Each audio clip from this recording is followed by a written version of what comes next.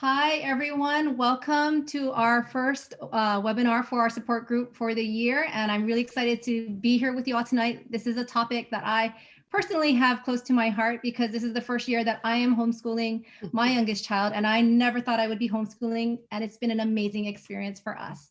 Our speaker tonight, Jamie, is somebody who I actually heard about through a friend who has a couple of years of homeschooling under her belt. And she had told me mentioned Jamie's name several times. And so, of course, I watched one of Jamie's homeschooling webinars and got a lot of information out of it. And so when I thought of who I should bring here tonight, she was the first person that came to mind. So I will have her introduce herself, and I'm so excited to hear her presentation. I have all of your questions so far that you've submitted, and Jamie knows some of them, and she will be covering a lot of that through the presentation, but she is saving a lot of time at the end because she is very happy to answer the rest of those questions at the end. So thank you. Here you go, Jamie.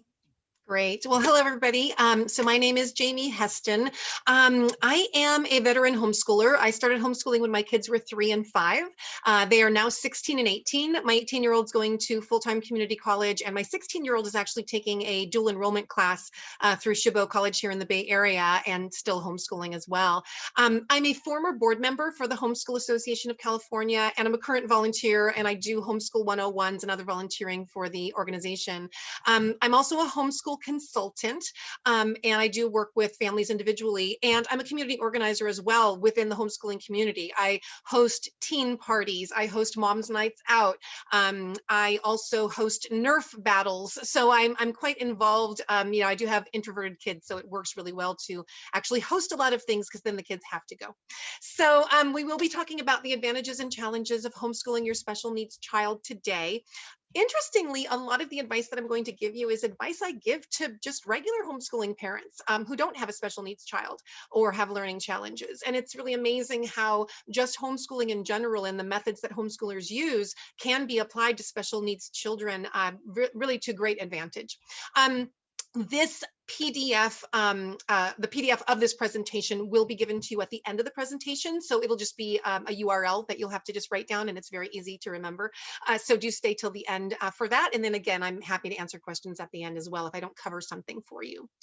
So we're just gonna get the legalities out of the way first. We're gonna talk about how to legally homeschool in California. And there's two ways, the public school option and the private school option. So a lot of people use the word homeschooling, but technically speaking, in the law, the word homeschooling is not used. It's either you're creating a small private school and homeschooling in that way, or you're using maybe a public school charter or something like that. So let's just talk about the nuts and bolts of that and how we get started. There is a compulsory education law, and that applies to children ages 6 through 18. And that law applies to children who are 6 as of September 1st. So even if your child happens to turn 6 on September 2nd, the law does not apply to them for that entire school year. You might go ahead and enroll them. That's allowed. That's not a problem, either in homeschooling or in a public school or a brick and mortar private school, but you don't have to.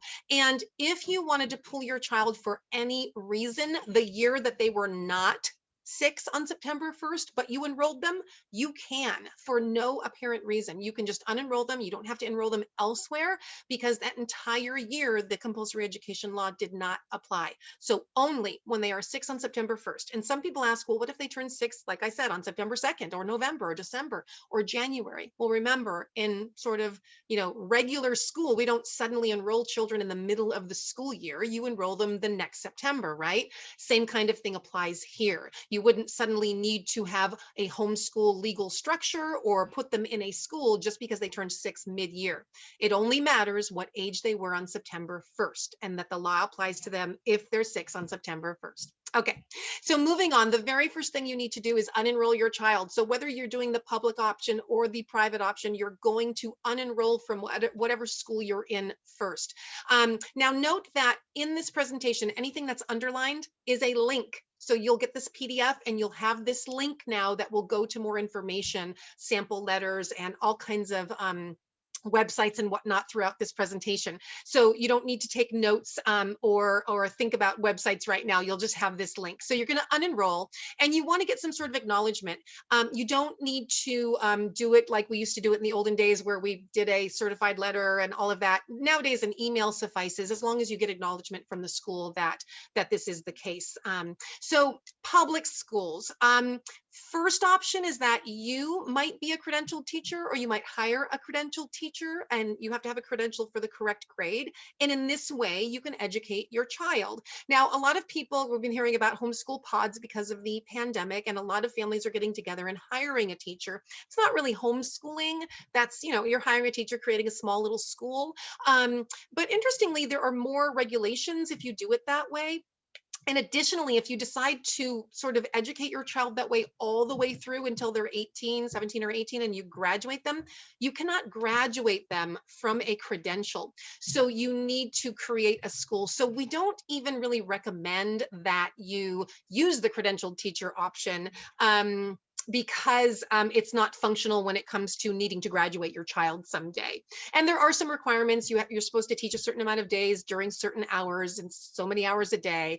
But interestingly, you don't need to report this to anybody. You just have to keep a record of this so that if someone ever questioned you on it, or a truancy officer asked you, is your child complying with the law, you'd be able to say, yes, I am. I have this credential.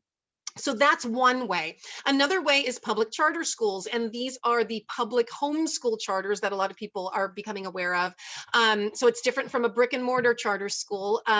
This is a homeschool charter school, or possibly you might use an independent learning program through your local school, or the online public schools like K-12 and CAVA. So those are pretty popular these days. People feel like it sort of keeps them quote unquote in the system and sort of on track.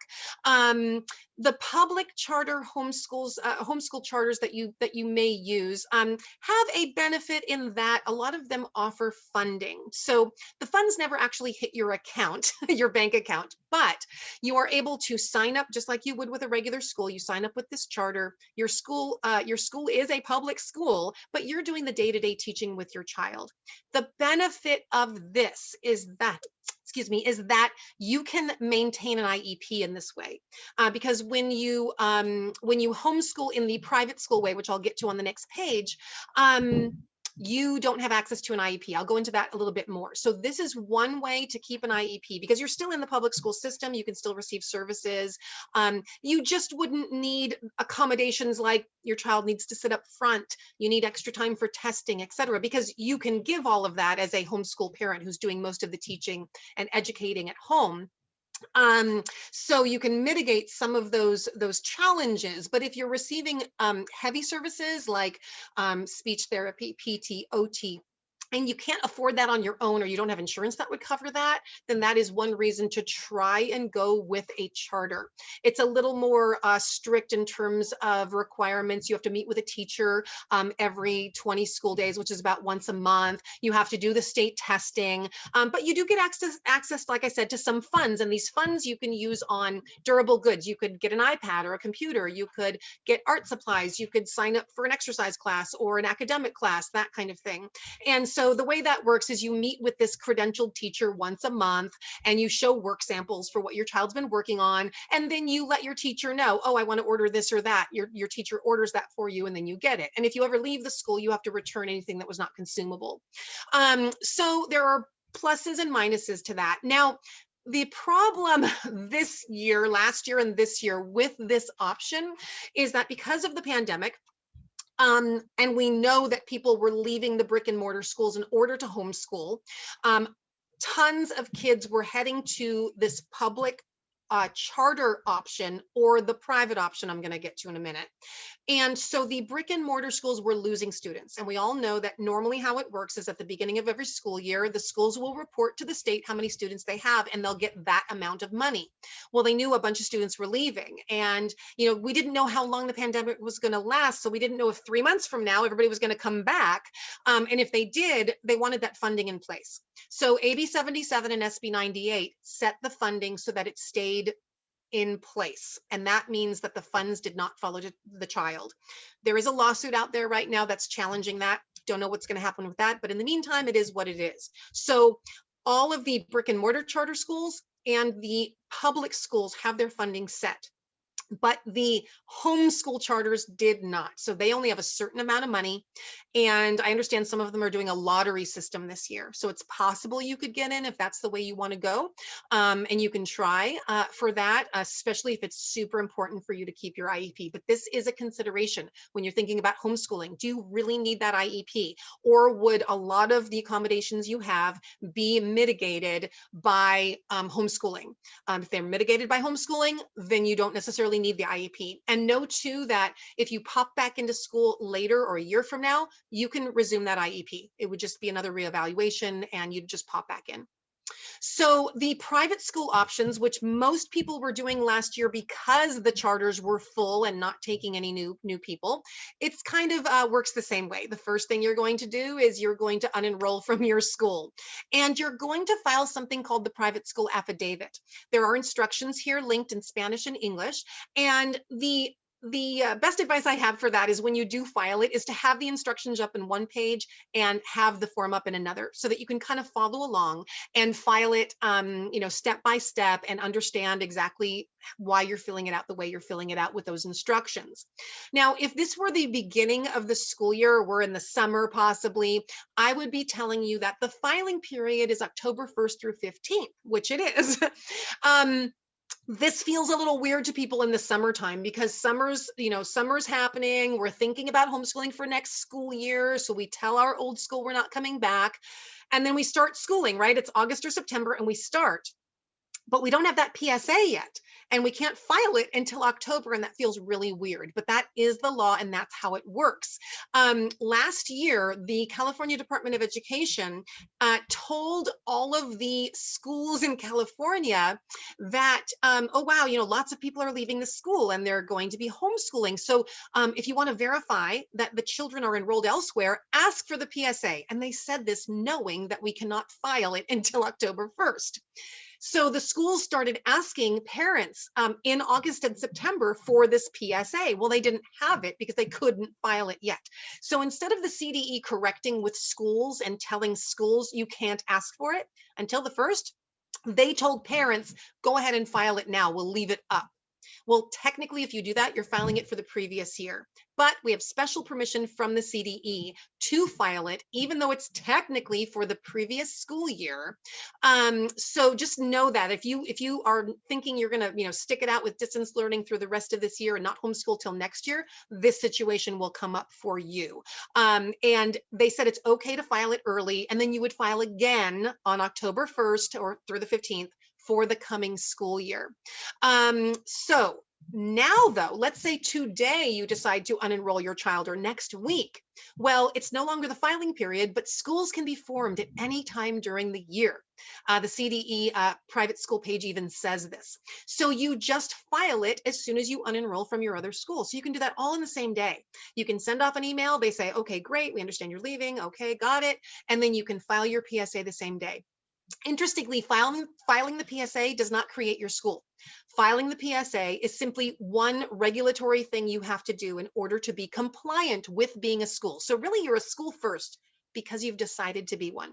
So you decide to be a small private school, you pick a name, and the name can be anything really, but think of it possibly being on a diploma someday.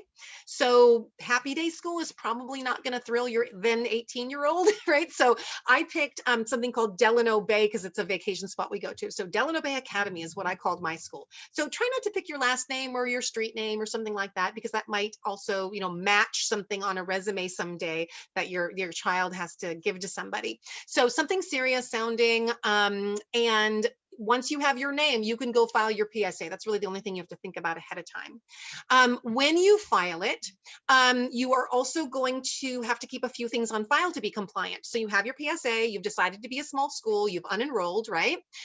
You need to keep attendance, and attendance can be a cheap calendar on the wall with basically nothing on it, because you only mark when your child is absent. And when we homeschool, we're pretty much never absent. And on top of that, during a pandemic, you're really, really never absent. So you have a attendance, a calendar. You need to keep track of your teacher qualifications. So you'll have a file that says homeschool file, and in your file cabinet, and you will put a piece of paper in there that says, I, Jamie Heston, the teacher for Delano Bay Academy, graduated high school, or I graduated college, or I might put my resume in there. Anything like that is fine because private schools determine what their teacher qualifications should be. So whatever education you have is the perfect qualifications for your school because that's what you require. So you have a piece of paper that goes in the file and you'll never look at it again. And then you have a list of subjects your school offers as well. So again, you'll have a piece of paper that says Delano Bay Academy or the name of your school. Delano Bay Academy offers, and it's really important you use that word, offers the following areas of study or areas, subject areas, something along those lines, right? And you're going to have all the typical ones. You're going to put math, language arts, reading, writing, science, history, art, music, PE, foreign language, whatever else you want. You can go to the CDE website and look at what's typical for your grade if you really want to get super, specific about it. But if you have the main categories, you're good. Again, it's going in a file. Nobody's ever looking at it. You also need to keep a record of immunizations. And that means whatever those immunizations are, they could be complete, incomplete, or absent. It doesn't matter. You just need to have a record of what those are in your file. Now, when it comes to the charter schools, the homeschool charter schools, many of them offer not home-based, classroom-based instruction. If they offer classroom-based instruction, you're likely going to need to be fully immunized. So double check with those charters that you're maybe trying to sign up with and see what their rules are, because some of them you don't have to be immunized and some of them you do. Now, as a private school, you don't have any sort of testing, you don't have any sort of other reporting you have to do. This is it. This is it. You keep attendance, put a few things in a file, keep immunization records, file your PSA, and that's it. Okay, that's all you have to do. Also, I want to let you know that the PSA is now editable. You can go back in and change something, and that's really only meant to change maybe an address if you move. It's really not meant to add a child. For instance, let's say you have two kids and one of them really needs to homeschool now, so you pull them out right now. So, when you file the PSA, you don't put your kids' names on the form. You're just putting how many kids you have in what grade. Because imagine, the same system is used for brick and mortar schools with thousands of children. So you're basically, just entering how many kids for each grade. Okay. And again, the instructions will take you line by line. So definitely lean on those instructions, which will help you file it. So the PSA is really a snapshot in time. So you don't need to worry about changing it later. It's just at this moment, I filed it, and this was the case of how many students I had and what our address was at this moment. And that is sufficient. You don't need to change it later if there's a change. You would just change it and basically update it the following year when you file the next time. I did record last October a video of me filing it with several people on Zoom. So that's linked here. You can check that out if you're more of a visual person, right? Now, remember, you are the teacher, administrator, and record keeper. So you're going to file the PSA in that way. Only one family member need fill it out, even if everybody's helping, or even if the person filling it out isn't really going to do anything, or you're going to outsource everything, or you're going to be completely hands-on and do everything. It doesn't really matter. And just pick one title for yourself as you're filing it. I picked administrator. So as I go through, I consistently call myself administrator all the way through. That doesn't mean my school doesn't have a teacher. It just means I've called myself the administrator. And that is sufficient, okay, as you file it. Now, you're going to decide on your calendar, your vacations, your curriculum, your schedule. You decide. Remember, you don't have to adhere to a school schedule anymore, or when your vacations take place can be completely different from the regular school year. It's totally up to you. I know a lot of people with especially younger kids who will just do school Monday through Thursday and just take Friday off, or Friday's more of a park day or a field trip day or something like that, right? So, so you decide. Now, in the law, it does talk about how, you need to provide an equivalent education, but that's really wide ranging. You could do everything from school at home to something called unschooling or anything in between. You have a lot of leeway with how you want to do it. And there's no set number of days you have to homeschool, although most people homeschool September through May. I would say that's pretty typical, right? And some people go year round, right? So it's really up to you how you want to set that up. And you'll decide what constitutes enough learning for promotion from year to year. And a lot of people go, well, how do I know that? Well, when you're using any sort of curriculum, that's going to keep you on track right there. Like if you're using Singapore math, for instance, you're going to get 4A and 4B for fourth grade. And if you complete that, they've done fourth grade math. So language arts and math in particular are pretty linear, and everything else we have lots of leeway on. And we'll talk about that later. So at the end, when your child is 18 and you've decided they've done enough to graduate, you will graduate them, and you can get a diploma online or create one yourself in Word, and you will graduate them because you are a legit legal school. Now, the government does not interfere in how private schools are operated. So again, you get to decide all of the previous things.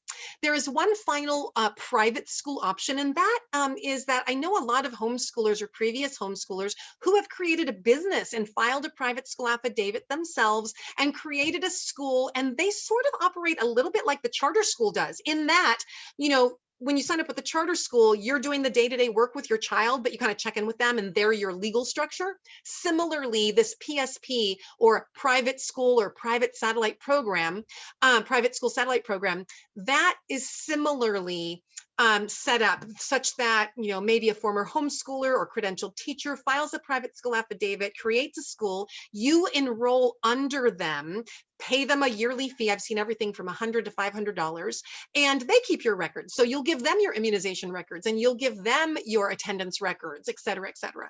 And they keep the records. They would issue any transcripts or diplomas. And so sometimes they give support, and they'll, you know, maybe offer field trips or other sort of, you know, hand holding or answer questions, that kind of thing. So if you need that kind of support, sometimes that can be effective. But I do want to point out that legally speaking, it's no different from you filing the PSA yourself. I know some people, because they've signed up with a school their whole lives, they feel like they want to sign up with somebody for the homeschooling, and you don't have to. There is no legal validity difference from doing it yourself versus signing up with a PSP program. Okay.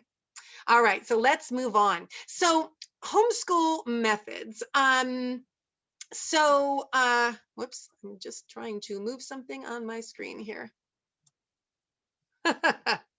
Okay, so let's talk about some of the the motivators for why, you know, you might want to homeschool. And these are in a way, some of the sort of like the negatives, really. What are some negative reasons why you might want to homeschool? I know that, you know, a lot of people are thinking about safety right now. And of course, you know, the pandemic is the big one, right? But even before the pandemic, I mean, what, school shootings, you know, different, you know, sort of problems that they might be having at school. There's definitely, you know, bullying issues. We've definitely seen that throughout the years.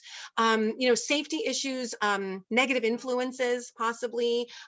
School might be a bad fit. Your child might be struggling. There's definitely, you know, we see a lot of times, especially it seems like around second grade, when things go from play-based to, you know, you got to sit down at the desk and just get your work done. There's a lost love of learning, where your child sort of, their personality changes, or it becomes super negative. There's also poorly performing schools and overcrowding. And of course, we know that our kids also can get bored if it's not, you know, exactly their learning style, or it's not going at the pace that they want. This can be a problem as well. Then we also see that kids really can be under pressure too. Not being able to go at their own pace is a huge, huge issue. I know we've seen in the Bay Area, you know, a lot of kids, like suicide clusters in Palo Alto, with kids feeling such pressure to be perfect, to have the perfect resumes, to have the perfect grades, to have the perfect college applications, to get into the perfect college, so they can get the perfect job, so they can have the perfect life, you know. And it's, you know, it's really, it's really unfortunate to see that kind of reaction. So rather than the joy of learning, or the joy of just sort of, you know, learning for learning's sake, we're learning to get a piece of paper. You know, it's not, you know, it's a means to an end, right? Also, Common Core, I know, is not always super fun for everybody. I'm lucky that I've been able to avoid it so far, but that doesn't always work for everyone. A lot of people don't understand it, and it's not individualized, so that can be an issue. And then, of course, the labeling. And I know, if you have a special needs child, you get this, and I understand. I don't bash teachers for this. You have 30 kids. You have to sort of label them or categorize them, right? You need, these kids are sort of ahead, and these kids are sort of, right on track, and these kids are behind. My son had a cataract in his eye when he was 1, and he had a surgery to remove it, and he had to wear a high-powered contact lens every day, and he had to wear a patch for about half of all waking hours every day. From about age 1 till 9.5, he wore a patch, and he didn't have to wear it for half of all waking hours at age 9. It was still a couple of hours a day. But as you can imagine, he read late. His eyes were not working together. It took a long time for that to happen. And I can truly say, because we homeschooled all the way, and because the homeschool community is filled with quirky, different people who are sort of, opting out of the system and doing it on their own, and already are thinking out of the box kind of parents. Never once, not even one time in his whole life was he teased. He wore a patch, he had thick glasses, his eyes didn't always work together, and not even once was he teased. And I know that, had he been in school, I could not say that. And as it was, he had extra time and space to learn how to read because he was really behind. So he didn't really fluently read until about 7.5 or 8. Now, had he been in school, I would have had multiple parent teacher conferences about how behind he was in everything, right? He would have decided something about himself. He would have been bullied and teased. I know he would have, and it would have affected who he was. And as it was, we didn't have to deal with that, right? Now, again, I don't know how you get around that, because you've got to separate the kids into groups and and work with the kids who are ahead and work with the kids who are behind. And, you have to do that. But when you homeschool, you can opt out of that type of a system and not have this labeling, right? And really celebrate the differences of your child. That's a really big one for me. There also is sometimes a fear of missing out. Like, if I opt out of the school system, I'm going to miss out. And certainly that is relevant if you're thinking about, I'm going to miss out on my special education, the OT, PT, speech therapy, all of that. I totally get that. But there's also a fear of missing out, like, what about the social aspect, or what about prom, or things like this, right? And I can just tell you that, when you homeschool, I think the fear of missing out is more from the parents than the kids. The kids don't know what they don't know, so they don't know what they're missing. And anything that you could come up with, I could say, I could give you proof that it's duplicated in homeschooling, like the socialization. We have park days, we have field trips, we have get-togethers, we have teen parties, we have all kinds of fun things, and proms and all of that. So, and I do tell parents, if you don't see what your child needs or what your family needs, create it, host it, build it, right? They will come. So it's really important to remember all of that. Now, let's talk about homeschool benefits in terms of like the positives, right? What are the positives for doing homeschooling? Well, first off, the flexibility. So we have a guy that's doing a backbend here. The flexibility. What to learn, how to learn, when to learn. You can individualize what you're doing to your child. You can tailor it to each child, let alone your whole family. You can change on a dime. You can accommodate learning differences. Your kids, every kid is asynchronous. They all are. And just like I did for my slow reader, I was able to slow down and accommodate him in other areas of learning until he caught up, right? So, and he could zoom ahead where he wants to zoom ahead. Now he's my big reader. It's amazing. He read late, and yet now at 16, he reads presidential biographies for fun, right? And he's my writer and everything, right? So, it's really been interesting to see the turnaround for him. Another thing that is a great benefit is just time. You can sleep in, you can stay up late, you can do things today or tomorrow. It's kind of like being a stay-at-home parent all of a sudden when you used to work. And if you used to work, you've got to cram everything in the evenings and do all the chores and the errands on the weekends and cram them in. Well, you've got more time and space and breathing room in your day. And also think about the fact that if you are doing, let's say, distance learning right now, and your teacher has, 15 to 30 kids in the class and they're doing a math lesson and it takes an hour. Well, when you're home with your one kid, it's not going to take an hour. It's not a one-to-one correlation. Okay. So what you're doing with your kids should probably take 20 minutes, 30 minutes tops, right? So it doesn't take as much time to do school when you're in control of it. Okay. Also, family time. I mean, just being able to spend time with your family, have meals, slow down. The family connection is much stronger. You're not just getting that few minutes in the car, with them to and from school. You have much more time throughout your day to connect and, have real connections and whatnot. It's quantity, not quality so much, right? Now, another great benefit is that your children can follow their interests and their hobbies. They can really deep dive. Like if I have a kid who's like super into building a fort out of duct tape and cardboard and they're going for it, I'm not going to stop them to say we have to do math today. I'm going to be like, finish that fort. And if it takes you all day, so be it. Beauty of homeschooling. We call those rabbit holes, right? Going down the rabbit hole or we're doing this science experiment and now I want to see this other science experiment, mom. Great. Well, you might end up doing science all day, right? Going where your child leads. That's another wonderful benefit of homeschooling. Also the one-on-one nature, right? Again, you're just there with a couple of kids. So you have this ability now to just really accommodate your kid and do, one-on-one learning. And that doesn't even have to mean that you're doing it. You could certainly outsource as well, right? And again, it's a little hard with the pandemic right now. But if you're doing distance learning right now, I know that your kid probably is having to be on, on the screen from like 8 to 2 or something like that. And it's just nuts.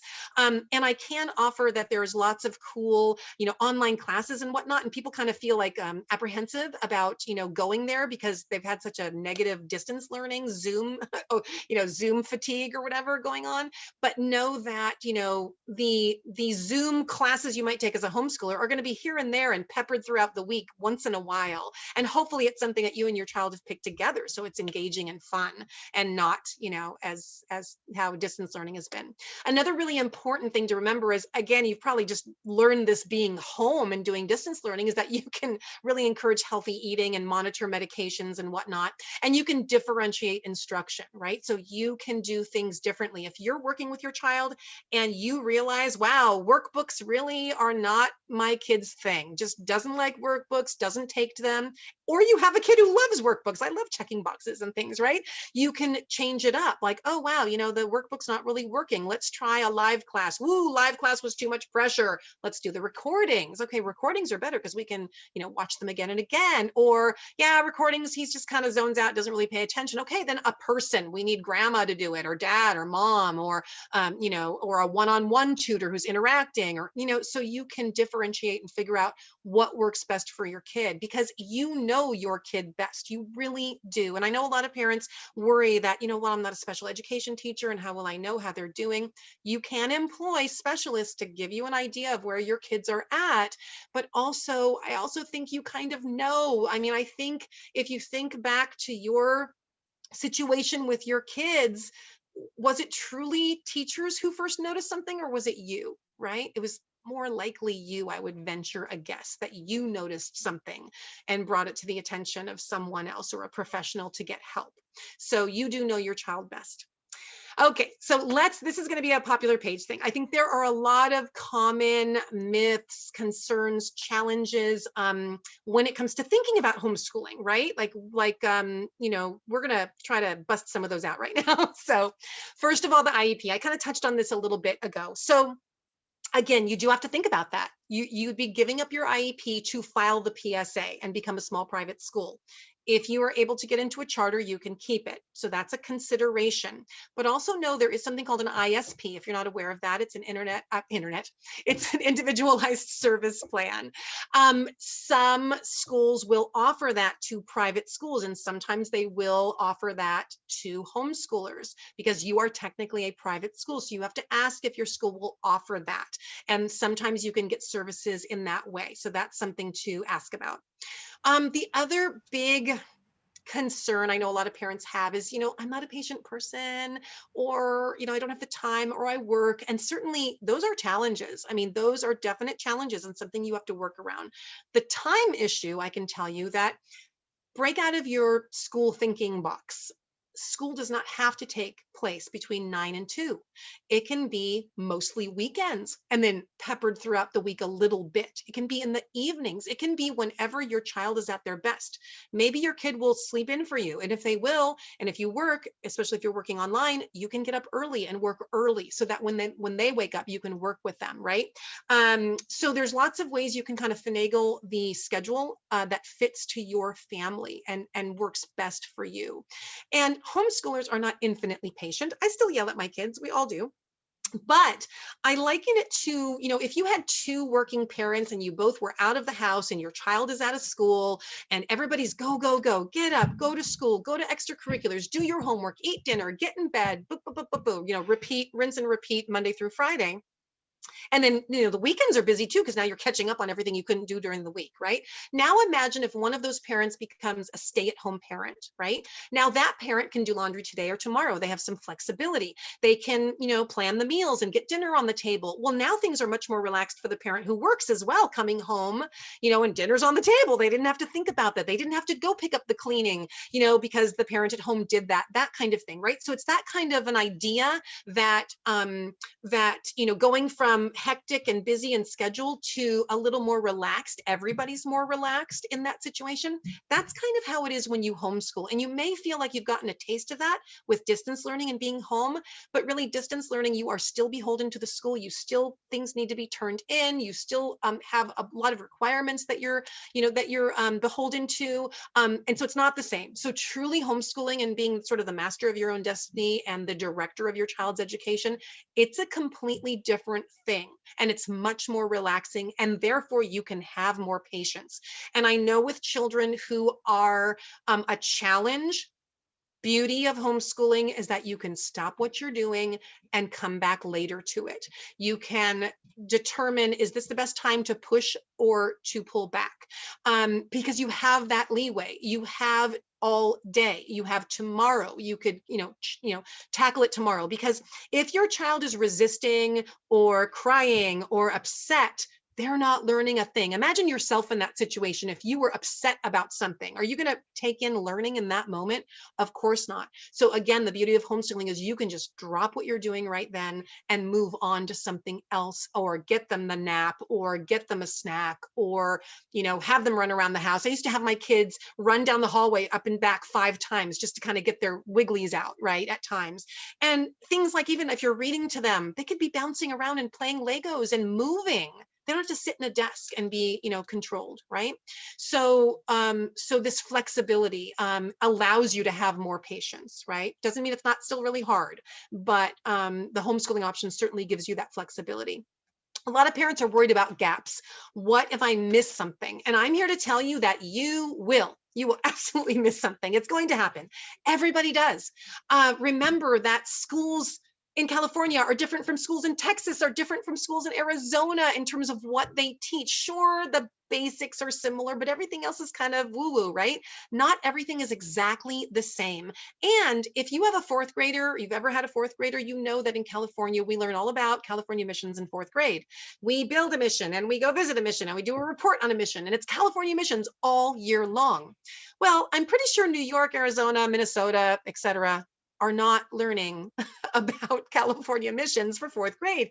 They're maybe learning about their state. I'm not sure, actually. But, do they have a gap, or do we have a gap? I'm not sure about that. So, you're going to have gaps. So you're going for an overall education. When your child's 18, what do they need to know to survive in the world? Are they college bound? Are they not?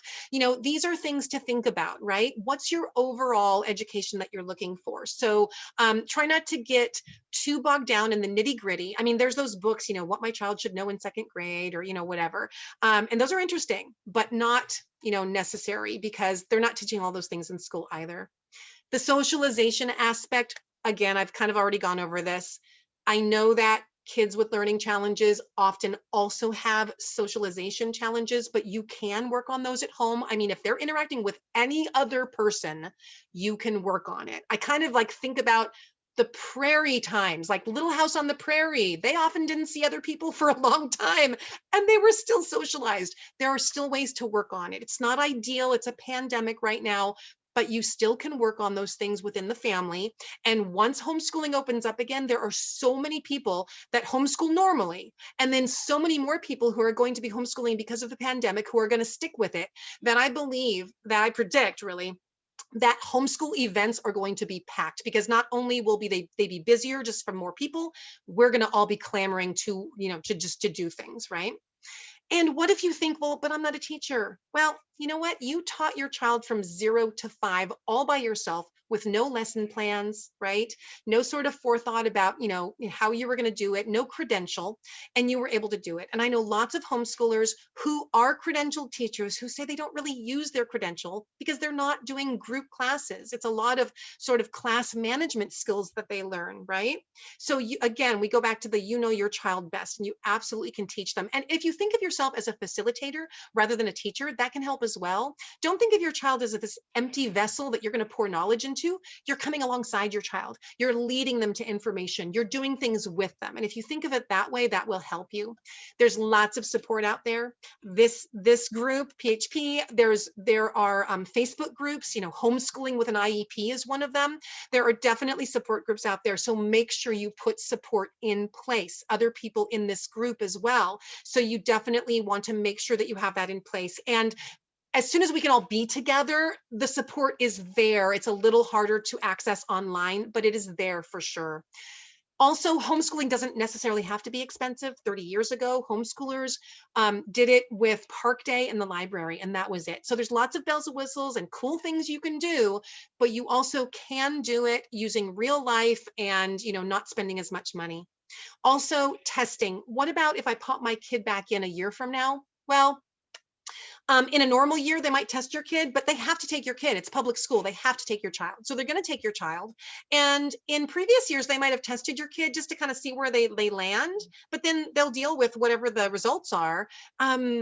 In the future, though, because of the pandemic, so many people will be going back to school. It's going to be really curious to see if they even have time to test everybody. So we'll see about that. For high school, that's a little different. Public high schools do not have to take your homeschool private school credits. So that is something to think about. If you have a 9th, 10th, 11th grader, you want to think about that. And, if you're going to pull them out to homeschool, it might be a good idea to just plan on homeschooling them throughout rather than popping them back in, because they might have to redo classes if it's not accepted. So yeah, so that's kind of the back to school thing here, right? So you want to be aware of going back to school, that if you're planning for that, that's a little more difficult in the high school years. Okay. And then lastly, it is important to realize that you can miss something, but not want it back. So, we do miss something about school and the connection and sort of the built-in friends and all of that, but that is absolutely something that you can build with homeschooling. Okay.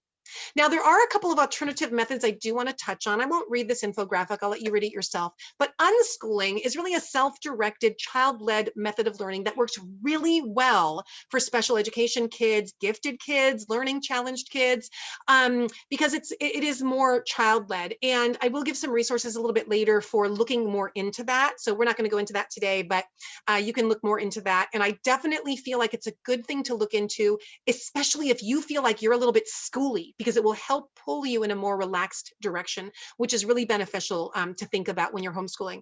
Also, deschooling is something that we do when kids have had a negative experience, whether in school, bullying, or maybe they need deschool because this distance learning was really challenging for them. And deschooling is really about, it's sort of like having a little bit of summertime, really. It's getting your kids' love of learning back, right? It's taking some time to just not do any formal curriculum or classes unless your kid wants to and they're asking for it. But just taking some time, and during this time, you could then be researching what you want to be doing with your kids and finding support and whatnot. So, taking a few weeks to just have some downtime might be good. And you can look up deschooling online as well to find more resources. And also think about the fact that, learning doesn't just happen at a desk with a book and a teacher. It can happen anywhere. And it's sad today that we really value that type of learning more than real life learning these days. We think that, that's the only place it can happen, and that's the only valid learning, is if you're doing it in that way. And a lot of schools these days, especially with distance learning, because they can't be there physically with the kid, the learning is sort of turned into sort of lecture take notes and test, right? It's kind of hard to physically do things with the kids. So, so remember that, you know, there's all different types of learning, right? And I do also just want to touch on the idea of quitting something. If your child is struggling, there can be the impulse to be like, you know, well, you know, if I don't make them do this, then, you know, how will they ever learn stick-to-itiveness or grit, you know, or they're learning they can just, you know, if they get upset, they can quit, right? And I know this happens a lot with our kids who have challenges, right? But again, like I said before, if they're flooded and they're not paying attention, they're not learning anything. So really, if you force them at that point to do something, all they're learning is that you can force them to do something, that you can coerce them into doing something, right? If your kid literally refuses everything all the time, that's a whole nother issue, but usually that's not the case. You know, if I talk to a client of mine and I ask, you know, what does your kid do when left to their own devices? They'll frequently tell me, oh, well, they can play video games for hours, or they can build for hours, or they like electronics and they can do that for hours, right? But then they'll also tell me that, oh, but my kid has really trouble paying attention. And I'll be like, okay, but not when they're doing something they love. So is that really an attention problem, right? And so, you know, again, forcing your kid to do something in that moment, it's probably good to quit. Go ahead and quit, because you're not teaching them grit when you do that. You're teaching them that you're listening, that you see that they're having trouble, and maybe it's time to think about, okay, maybe this workbook isn't working then. If we keep having trouble with this workbook, maybe we need to do it a different way. Or maybe we need to do math with manipulatives, or maybe we need to do math on the computer, or whatever, right? So you need to think of a different way. I also use the example of, you know, if your spouse came to you and said that suddenly work was terrible and the boss was terrible and the coworkers were being mean and he really wants to quit, right? Your spouse, or my spouse in particular, my spouse comes to me and says, I really want to quit. It's terrible. I need to get a new job. I would never say to him, but honey, you know, if you don't stick with it, how will you ever learn grit and stick-to-itiveness, right? I would never tell my husband that, right?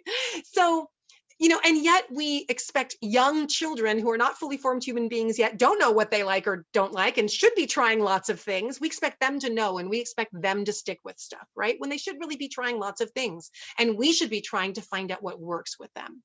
So, and then lastly, you know, again, let's try another way, but we've always done it this way. Try to think outside the box. Don't just revert to how they do it in school. That's not always the best way. Okay. So next, this is just I'm going to breeze through this really quickly. Lots of good information on here, cool documentaries, self-directed learning advocates. You can check out their websites, and some special needs homeschooling advice specific, and toolboxes and homeschooling support. So these links are great. Definitely check them out. And for anybody who asked, you are going to be getting this. Yes, everybody's going to be getting these slides, and all of these links are within the PDF. Okay, so we're going to keep moving on so we can wrap up and get to questions.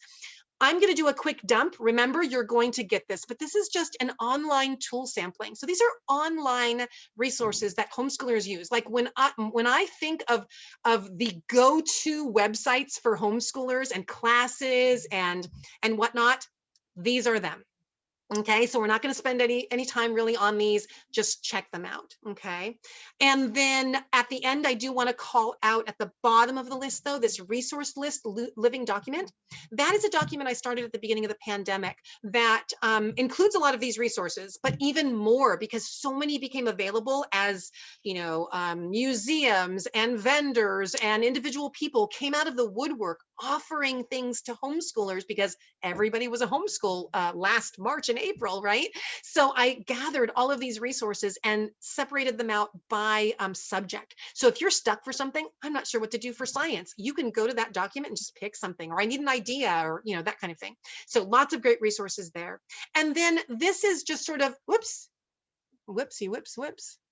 I actually clicked on, let me stop the share really quick, or actually here. Stop the share and then reshare so I can get that back. Okay, here we go. This is a curriculum. So this would be like books, things you can actually touch, right? Singapore math, Life of Fred. These are all actual curriculums or kits or books you can get for your kids. Again, we're not going to spend a lot of time on this. Again, this is just, my go-tos, right? For if you're looking for your main categories, I'm looking for something for history. I'm looking for something for math, something language arts literature, something sciencey. These kind of cover those broad subjects. And at the very bottom, I happen to be in the Bay Area, so there are some Bay Area in real life classes, and I think all of them are online right now. So again, this is sort of online classes and real life in-person classes as well. Lots of resources. Okay, and then we're going to go to the real life ideas. I do want to kind of take these one by one because these are like the bread and butter. These are the things that you can do with your kids to where they'll learn, and sort of, the younger the kid is, the easier these are to do with your kid. Even with older kids, teens can benefit. And that is chores, right? Have your kids involved in the running of the house. Do an allowance. Make sure they have a savings and understand about that. Do that thing where you say, would you want like $1 million right now, or a penny doubled every day for a month, right? There's something called the stock market game that they can play, so they can, talk about budgets. And if you're not comfortable telling them how much you make and exactly what you spend on everything, well, you can sort of break that down and maybe do a budget for dinner or a budget for groceries for the week, and have them help you order, especially if you're using like an online app right now to have groceries delivered. Get them involved with that kind of stuff. Of course, that leads into cooking, baking, meal planning, nutrition. Have your kids cook. We know that when kids cook and garden with us, that they're more apt to eat what they cook and what they garden. So definitely get them involved with all of those.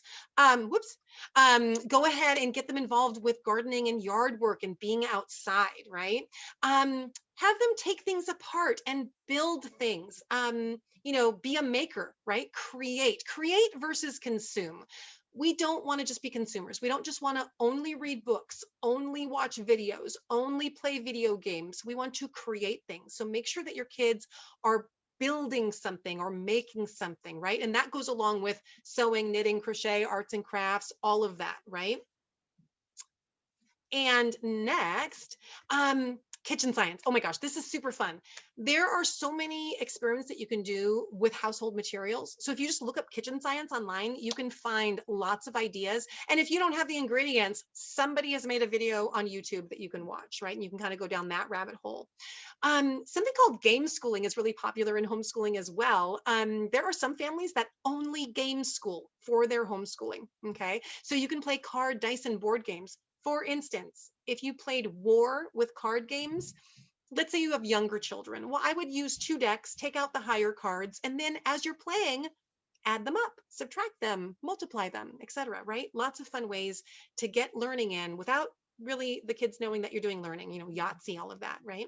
Of course, continue to read to your kids. I still read to my kids. They are 16 and 18, and I still read to them every day. Now, it's not at bedtime anymore, it's during the day. And I read things to them that they wouldn't necessarily pick up. So they don't actually pick up mysteries on their own. So we're reading through all the Agatha Christie books right now.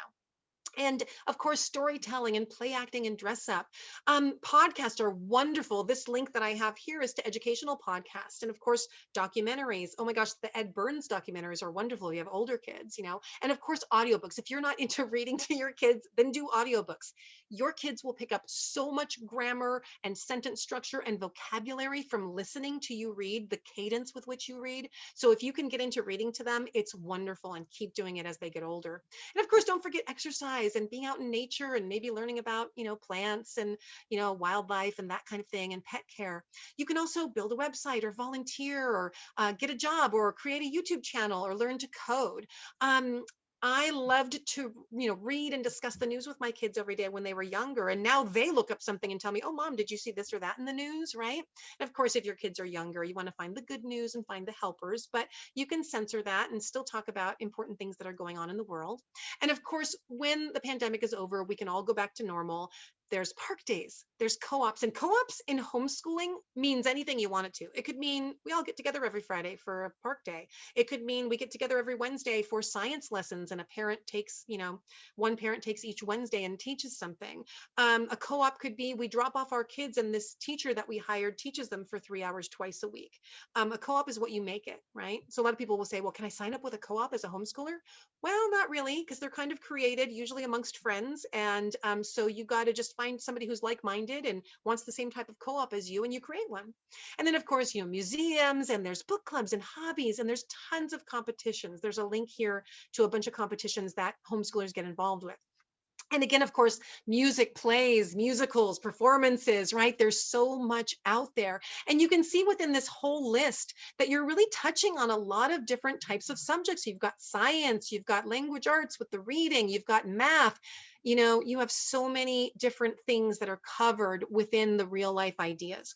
So especially if you have very young children, my go-to is using something called Time for Learning, which is an online program. It's cartoony and engaging, but I would only use it for math and language arts. And then I do all real life, right? You teach your kids to read and write as well, but mostly real life type activities as much as possible. Okay. So I do have a couple of final thoughts before we get to your questions.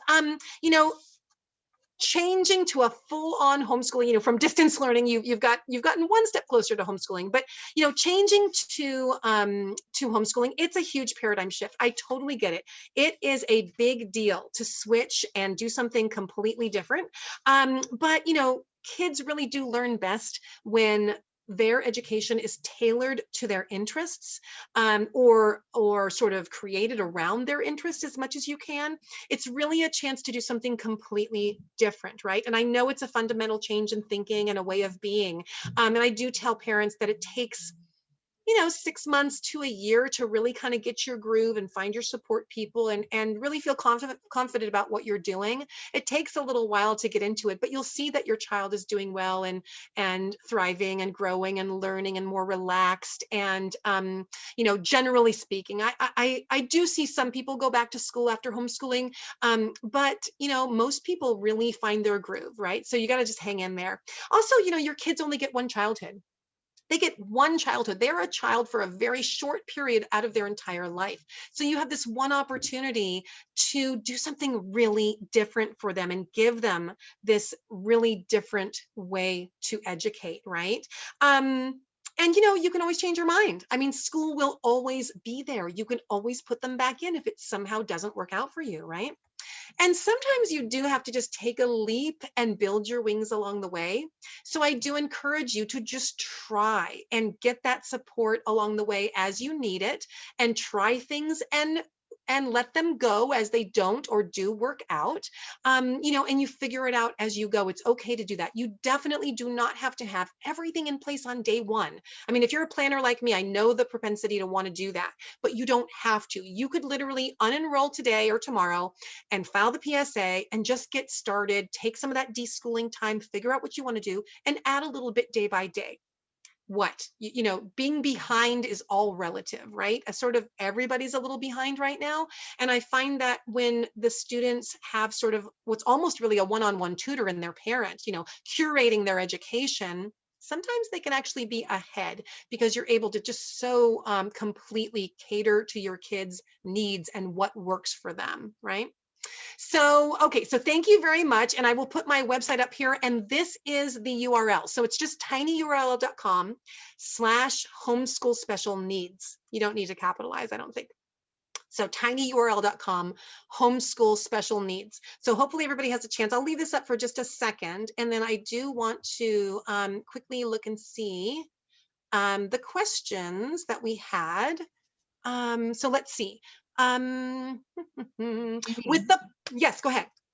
Can I ask you, I've kind of highlighted from the whole, I don't know, 50 something questions I already had. Yes, I yes. have from before people already submitted. Can I Sure, just go ask for a it. few of those first? Okay. Let's see. This one is for a child delayed in speech, reading, and math, how would you prioritize learning? What would the schedule be like? So you know what? with any kid, you want to do what is the hardest when they're the freshest. So that's any kid. Right. And I think especially with our kids who get frustrated really easy. So, what might your day look like? Right. So, I mean, it could be, the kid rolls out of bed, you have some breakfast, maybe you talk about the news over breakfast, and then maybe right away you get to the thing that's hardest. Right. Um, and so that might be when I work on, the writing or the reading or the thing that's really hard. And as much as possible, do it in small bursts. Again, remember, you don't have to do as much time as you needed when they were in school. You can also sort of spread it out. So if there's a second time during the day that they're good because they've had their nap or they had their snack and they're energetic, then is that a good time for them? Or is it better when they're kind of chilling out and it's more in the evening after dinner? Your kid best. And remember, school doesn't have to take place just between 9 and 2, right? So you can spread it out. One thing I regret for my kids is sort of setting up this expectation that school was during a certain time and then we were done and nothing ever happened again. So if you can make that more nebulous, that, hey, we might just do learning or school like anytime, and then they're not shocked like, oh, I have to do this learning thing and it's after dinner. What? Yeah, it's homeschooling now. It's different. We'll just learn whenever the mood strikes us. If that is a mode you can get into, that's great. Because you don't want to frustrate your kids either. Like, oh, I thought it was done and now I have to do this school thing, right? So, or maybe you just, do a little bit, but you literally do it 7 days a week instead of 5, right? So you want to spread it out. But honestly, if you have very young kids and people will ask me, how much time should I be spending, right? Everybody wants to really compartmentalize it. How much time am I spending? And I totally get that because that's what I asked in the beginning as well. But it's much more fluid than that.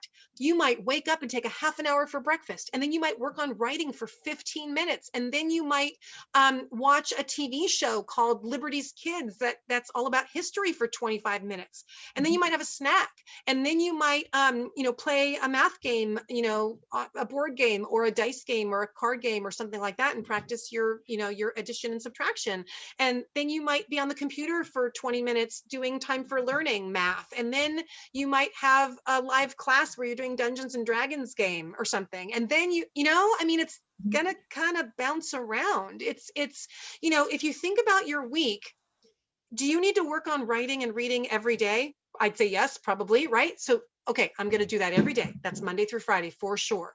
We're going to do math every day too. Okay. Going to work on some math every day. Okay. What are we using for that? Okay. Got it. Okay. Now everything else is a little more nebulous, isn't it? They don't do science every day in school, but that might be kind of fun to do if you have a sciencey kid, right? Like, let's find an experiment online or watch some science videos every day online. Well, I'm going to read to you every day, right? Even though you did your reading, I'm still going to read to you every day. So put that in, right? And then history. Well, history can be all kinds of fun things, right? You can read books, you can watch documentaries. There's something called Crash Course on YouTube that's really fun. Crash Course Kids for younger kids and Crash Course for older kids. That's super fun. So there's so many resources out there. Outschool.com is this great place with all kinds of live classes. Some of the classes are not academic either. They're like learn about fairies or whatever. So again, it depends on your kid. It depends on the ages. It depends on their interests. But you are going to kind of think about what do you need to do every day and kind of plug that in, but then be flexible. Do we have to do it right now at 9:30, or do we, because that's best for my kid, because then they get tired later and they're cranky? Or, can we do that more flexible? Or gosh, my spouse works better with them on the math. So when he's off work or she's off work at 6 and we've had dinner and my kid's kind of mellow, that's when they'll do math. That's what you kind of have to figure out. Okay, great. You want to ask one, Hadil? Yeah, so on the other side, what about the kids who need that routine? How can you keep the routine? And how can you enforce that routine if all they want to do is kind of play video games or do anything else beside the learning?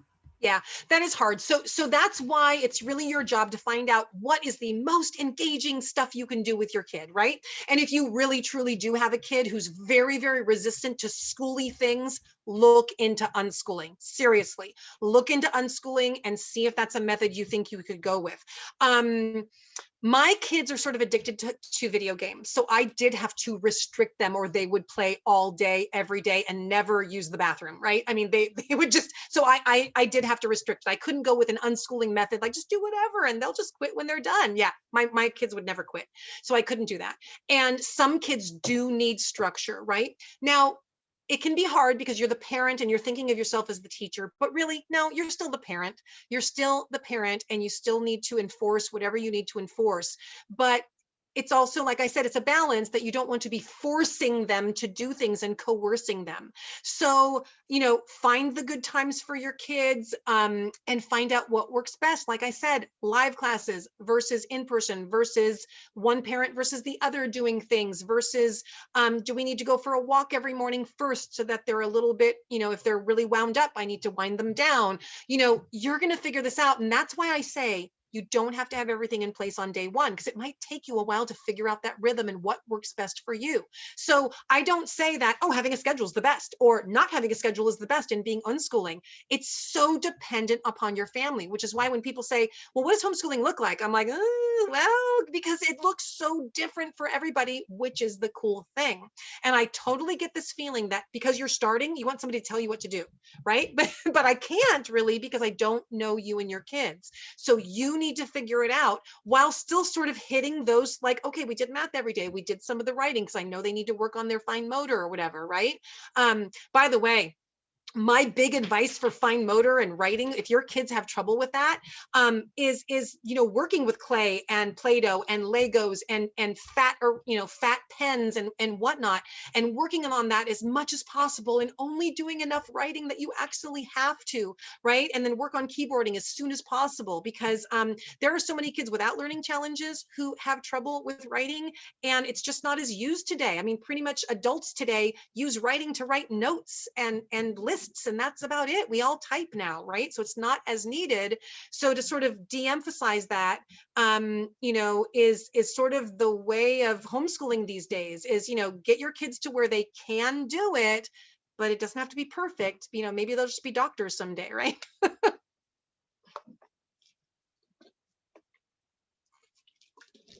Okay, so I'm going to ask another question here. Sure. Is there a disadvantage to homeschool in high school? What are requirements for getting into community college? Yeah. So, okay. So interesting. So tons of homeschoolers go to college, right? And there's a big movement right now to actually go to community college first. Interestingly, a lot of people don't know this, but did you know that, once you graduate high school, you can just go to community college? There is no requirement for community college except being 18 once you've graduated school. Okay, that's it. You don't have to have good grades. You don't have to have 2 years of a foreign language. You don't have to have taken the ACT or the SAT. Nothing. You're 18, you can go to community college, right? And of course, all the community colleges have a 2-year AA track or a transferable units track. Like, you're going to transfer to a 4-year college, right? So a lot of homeschoolers are utilizing this system in order to get an education for the first 2 years, at a less expensive way. And then on top of that, there's a lot of homeschoolers who are doing community college dual enrollment for high school. So that's what my 16-year-old is doing. He's beginning by taking a history class. And this year he's a junior. So next year he can take up to 2 classes a semester. So he'll probably take a couple of classes next fall and then spring again. So he'll have 5 or 6. I think he's going to do a summer class as well. He'll have like 6 classes under his belt by the time he officially graduates and starts community college. So he'll have a head start. Now, there are also a ton of homeschoolers who go to a 4-year college as well. There are a couple of great homeschool groups. There's a Facebook group called California Homeschool College Seekers. California Homeschool College Seekers. And at groups.io, there's a group called Homeschooling Toward College. And those letters are HS, the number 2, COLL. HS2COLL. And both of those, one's a national group, the IO group is a national group, and then the Facebook group is California. And that's a great place to go if you're thinking about homeschooling for high school. It's not as hard as you think. There are AP classes, you can do community college, you can do just a vigorous family put together curriculum as well. Basically, the plan usually is look at what college you think you want to go to, what are their requirements, and then you try to match, you know, what you're doing to that. And it's just not as hard as you think. And if you're years away from that, you have lots of time to plan. There are even homeschool college consultants that can work with you as well if you need that kind of support. But it's absolutely doable. That's the bottom line. Absolutely doable. Okay, great. Hadil, you want to ask a couple questions? You're muted. With the same line, so is there a way to get a high school diploma at the end of homeschooling, if that is a requirement for and so what you're saying is that community colleges do not require that high school diploma, but is there a way to get it from homeschooling? Yes, absolutely. So if you are with the public school in a charter, they will issue your child one, right? And if you are a small private school and you filed the PSA, you are a legal, valid private school, no different from the Challenger school or the Christian or Catholic school down the street. You are the same legally. So you will issue a diploma. It's what I did with my 18-year-old when he graduated last June. I went to homeschooldiploma.com and paid for a beautiful diploma. I could have also printed one off my computer, right? Because it's legal and valid from my school, right? So, so yeah, absolutely. You can create one and issue one to your child when you determine that they are done and graduated. Okay, so when it comes to the private schools, you mentioned that you can get the individual service plans. Can you explain more what these services are and how to request these services?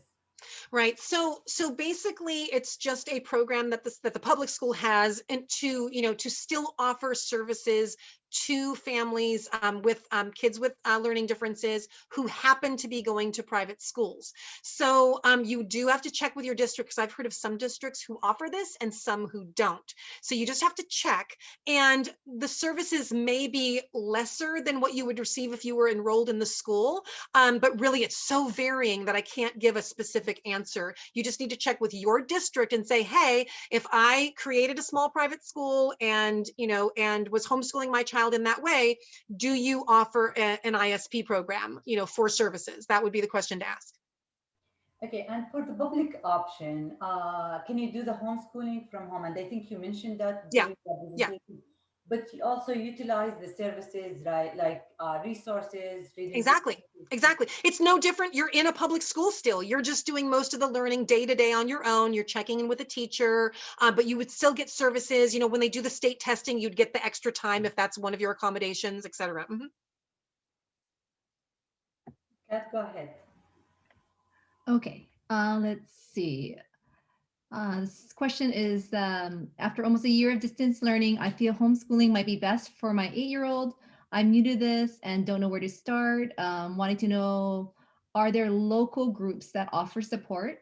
And another question is, my son has autism. How do other homeschoolers work on social skills? Right. So I mean, in a normal, you know, time when it's not the pandemic, there are groups that get together. There is a Facebook group called Homeschooling with an IEP that you'll want to check out. And absolutely look on Facebook, Google groups, meetups, and find your local homeschoolers. All it will take is you connecting with one veteran homeschooler in your area, and they'll tell you about all the resources in your area for special needs, for regular get-togethers, for park days, field trips, you know, support groups online. That's all you need to do is find one person who's local to you, and you know, the world of homeschooling will open up to you. And it's just not a problem, the socialization issue, right? You know, when we're homeschooling, we are not at home very much. We are out and about. I mean, sort of my regular schedule when the kids were younger was, park day every Friday. There was another park day we went to sometimes on Monday. We had science class on Wednesday. We had math get together on the other day. There was a hike we did with other homeschoolers on Thursday mornings. We were constantly seeing other people. And there definitely are groups of homeschoolers that are like, we want to get together specifically to work on these skills, right? But sometimes it's actually better to mainstream so your kids are interacting with other kids who aren't also working on their skills. So sometimes it's better to actually mix and mingle with sort of the quote unquote regular homeschool community, right? In that way. Okay. So how does it look like when you homeschool with other people? Well, I would say most people are sort of doing, maybe like the mornings on their own, and then the afternoons they're out and about with people, in a typical non-pandemic year. So that's kind of what we did. We'd get up, we'd do our, we'd read the news, we'd do our handwriting, we'd do our math, we'd watch our history thing.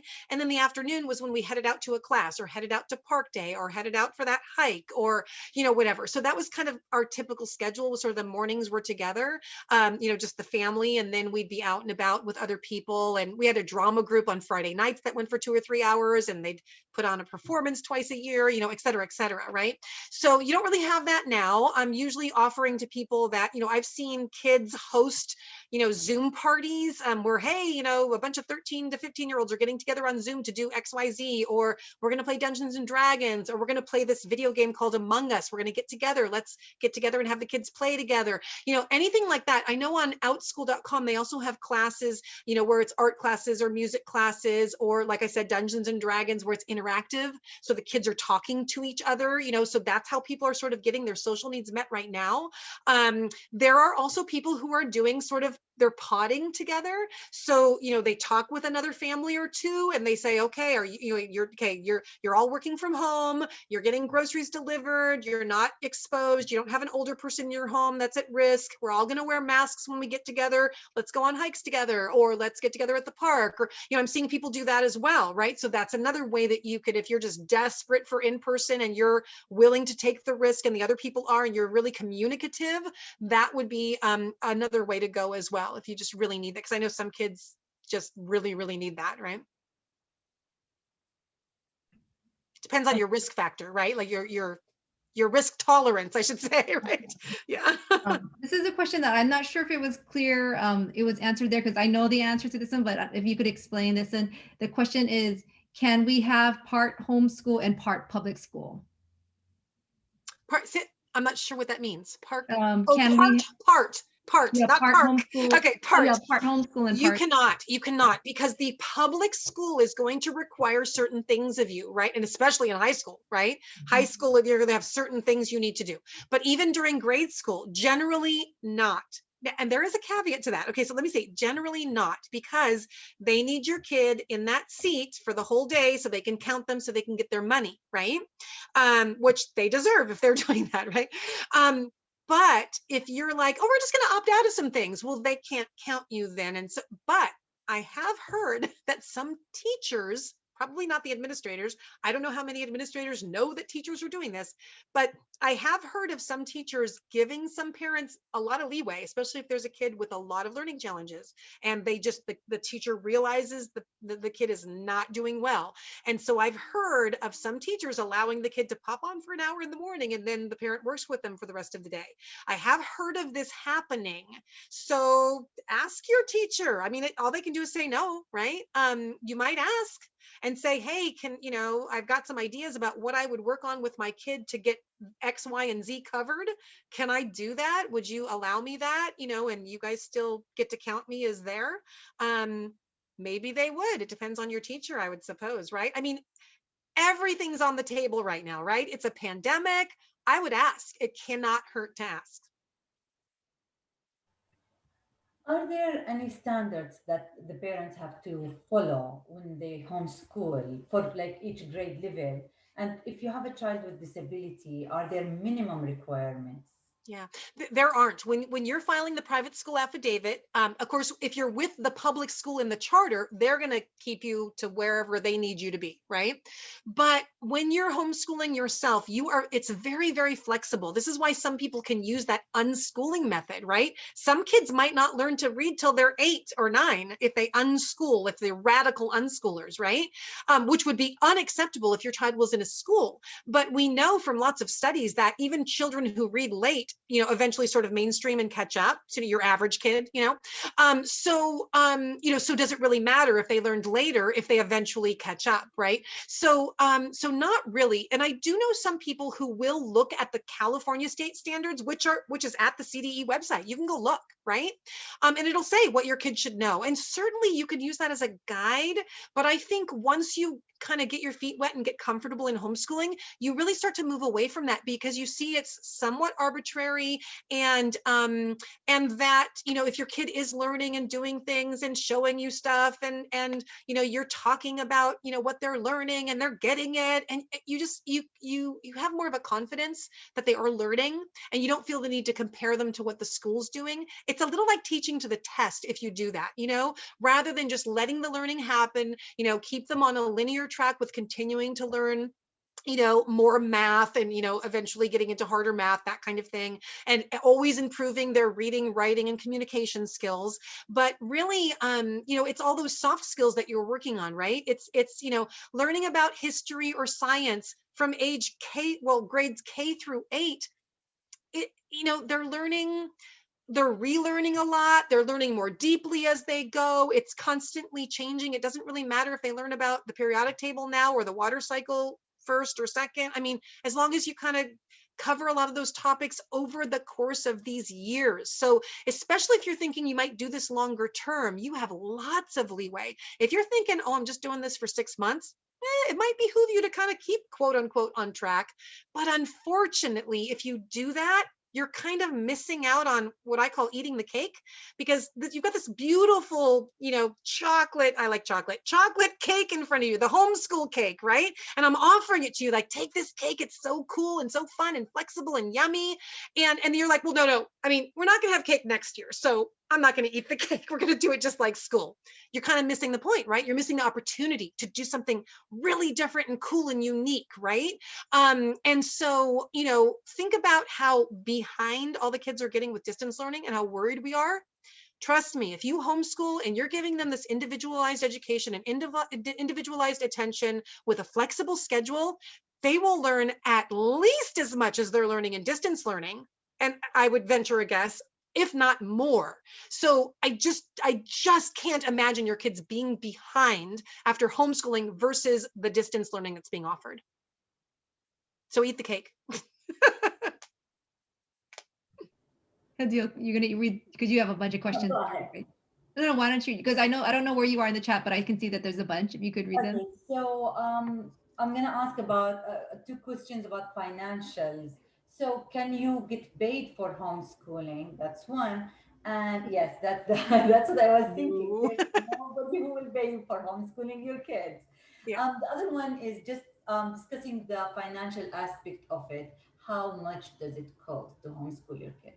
Yeah. So there are no tax benefits whatsoever. Even though you're a teacher, you're not a paid teacher. It's not your work. It's not your job. So you can't take it as a deduction or anything like that, right? So because you're not a business. The only time you might get money is if you had a charter school that you were a part of, and they, can buy some supplies for you, right? That's kind of the only way. But there is absolutely no tax benefit, no money, no nothing. The benefit of doing it as a small private school is that you're on your own. You get to decide what you want, and you have complete autonomy, which also means, you're not beholden to the state, which you would be if you took money from them, right? So that's that. And sorry, what was the second part of the question again? Oh, just how much does it cost? That's right. Okay, so just to give you an idea, we do a tutoring class for math on OutSchool, and we pay, anywhere from $250, to $400 for, 10 lessons, right? It just depends, right? When we were doing, that timeforlearning.com I mentioned, it's $20 a month. right? It's great for younger kids. When we were in the sort of the middle grades, we did a in-person science class. It was the most expensive science class I'd ever done. It was $1,000 for the whole year. But we also did a science class at a place called Rocket Science, and it was like $250 twice a year for like, 10 weeks and then another 10 weeks. So it was like $500, right? So but then, we also bought some math books and we bought lots of books to read. We use the library a lot as well. So it really depends on how many classes you're using. Are you using a lot of classes? Those tend to be $200 to $400 like per semester if you're doing a class. And it gets more expensive the older your kid gets, right? And if you're doing in-person things, I mean, there's this like really cool thing called Kittizens, where you go there and your kid's there for 3 hours once a week, and they're doing Lego building, and they're building a city, and they're, voting on who the mayor is, and they're doing planning and all kinds of cool stuff. It's all about civics, right? And everything.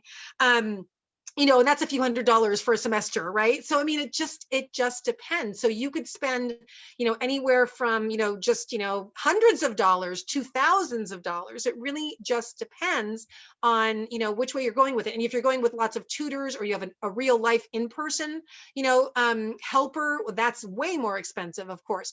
I think the year that I spent the most was the year that they were in that $1,000 science class. And I think I counted it all up because I was kind of curious. And I think I was spending about, $2,000 a kid. I had two kids at that time when they were like 10, 11, 12, So again, it's kind of here and there. It's not like, a private school where you put a big chunk down and then you're done, or you pay monthly or whatever. It's fits and starts, right? As to what you're paying for. But there are so many resources online that are free that you really, if you need to do it really cheaply, you absolutely can. There's so much out there combined with all that real life stuff I talked about, right? That doesn't really cost much of anything. So yeah. What's the best way to find a teacher to do the homeschooling with you, or a tutor?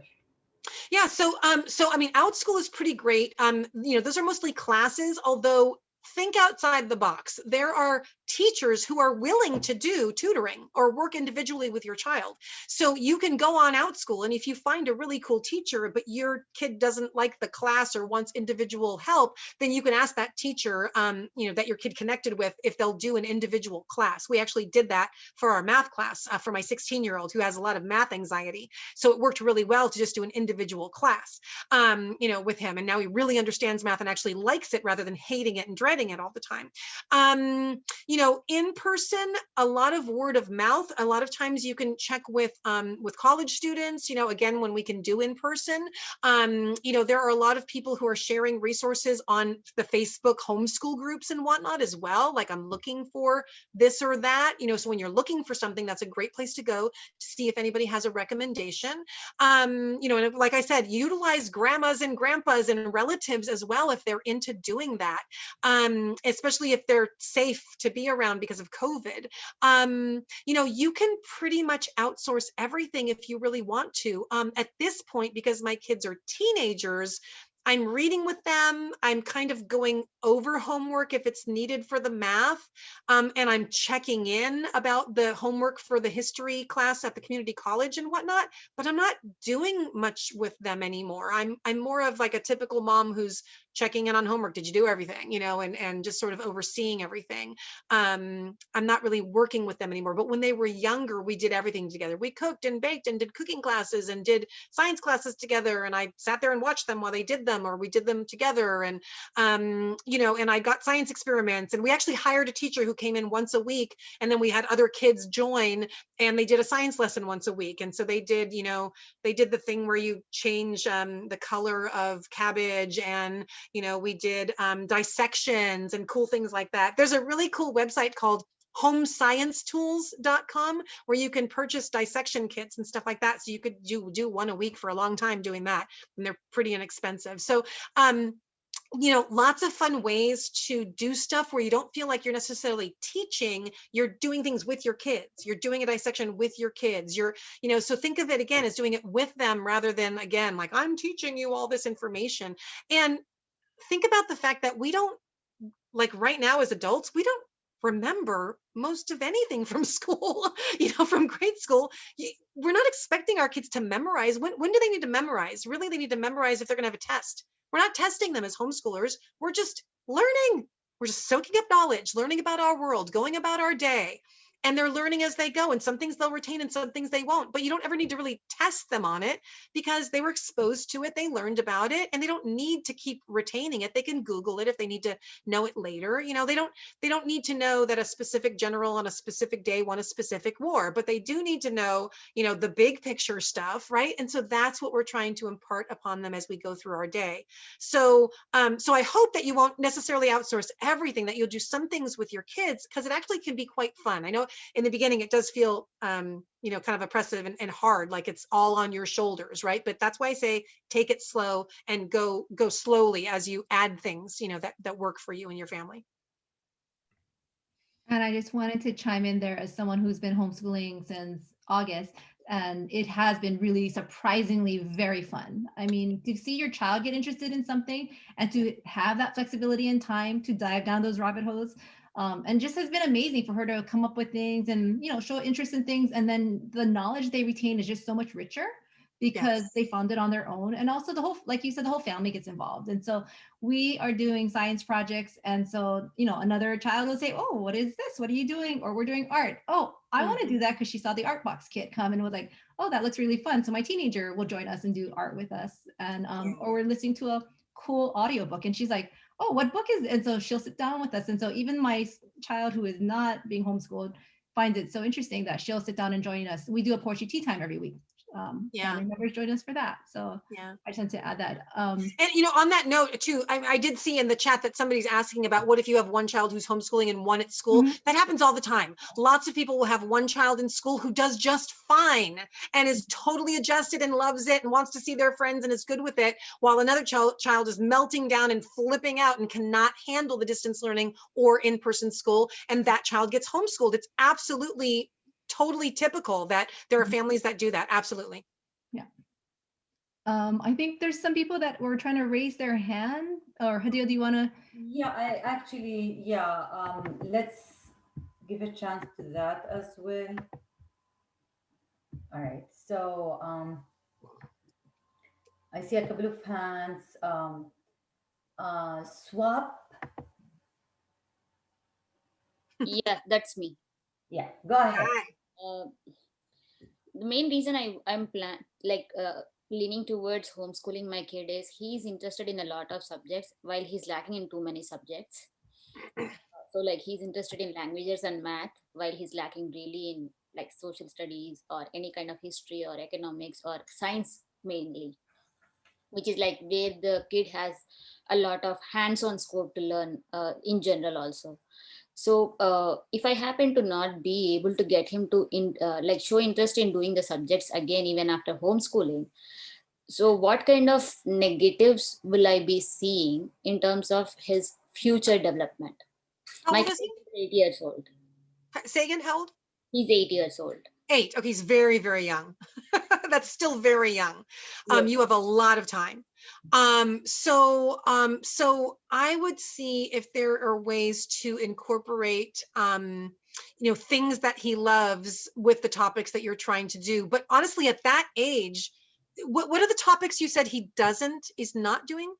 Like science and such kind of topic, except for language arts and math, other things are not of interest for him. Basically, the cognitive understanding is lacking for him. So okay, but you have language arts and math covered, yes? Yeah, comprehension he's catching up, but yeah, he's doing yeah. math. So I mean, honestly, to me, those are the main ones. If he's doing those are the main ones. History and science are not covered every day when your child is 8. They don't do them every day in school. They just don't. So you could do something sciencey once a week and be totally fine, right? And then what I look at is don't make it boring like you're reading this book about something sciencey. I would go look at science videos on YouTube, look up Crash Course. Those are super fun and engaging. Look at that list that I have on the PDF, that living resource list, and see if there's a resource there that might grab him. Find out what grabs him about science. Is there anything about science that would grab him? And just do it once a week. That's enough, right? And then same with history. there is a really cool PBS show called Liberty's Kids, and it's 40 episodes. It's a cartoon, and it's all about the Revolutionary War. You could do that for an entire year, and you would cover, the Revolutionary War time period by watching that cartoon, which is completely engaging, and might grab him, and that would be enough as well. You could do, 2 episodes a week. That would be enough to talk to just do that period of history for this particular school year, right? So, and if he dives deep into the other things and loves them, and then you do some real life learning as well, you're covered. Okay. Yeah. It doesn't have to look like school. Everybody wants to really recreate exactly what they're doing in school, but not everything. There's a lot of wasted time in school, first of all, a lot of wasted time coming and going in attendance and cleaning up and going to the next thing and stopping what you're doing and, and all of that. And, actual time at home when you're doing it with them, it doesn't take as long. I think, no more than a couple of hours at that age. Ages 6 to 8 or 9, no more than a couple of hours of actual sit down. Of course, you're doing other things. You might be cooking and baking and gardening and going for a walk and all of that. I'm not counting that kind of stuff, but the super, like, we're going to sit down and do some math problems right now, or we're going to watch a history documentary or whatever. No more than a couple of hours at that age. And it could be all spread out too. It could be spread out over the day. Half an hour now, we read the news later, we, whatever, right? All right, Tiffany. Hi, I'm Tiffany. Actually, I'm waiting for too long. Sometime I forgot what I want to talk. But anyway, I have 14 years old. He's at 8th grade right now. He's in charter school, and he got a lot of trouble at school and at home too, especially during the pandemic. The thing is, he feels so boring all the subjects, so that's why he doesn't cooperate with the teachers, and then he gets straight F. Yeah. So his GPA right now is 0.0. I mean, he failed all the classes. Yeah. So homeschooling, I feel like is more freedom than school, right? Right. So if like the person like him with ADHD symptoms, so he does not know how to do the time management, does not have to be self-discipline or something like that. So if he study homeschooling, they use computer to work with the students, right?